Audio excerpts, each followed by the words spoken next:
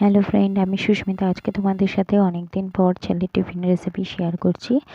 আজকে খুব তাড়াতাড়ি করে বানিয়ে দিয়েছিলাম ওটস ওটস আর আপেল চিজ দিয়ে প্যানকেক।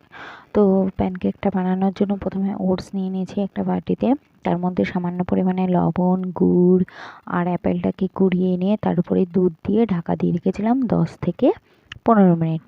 10 থেকে 15 মিনিট ঢাকা দিয়ে রাখার পর ওটসটা যখন একদম মজে যাবে, তখন আমি তাওয়ার মধ্যে বাটার ভালো করে গরম করে নিয়ে তার উপরে আমি এই ব্যাটারটা দিয়ে দেবো।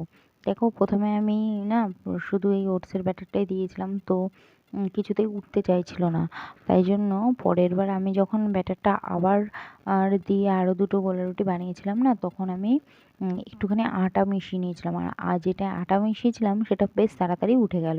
এরপরে দেখবে তোমরা যে আমি আরও দুটো বানিয়েছি, সেই দুটোর সঙ্গে না আমি সামান্য পরিমাণে আটা অ্যাড করেছিলাম।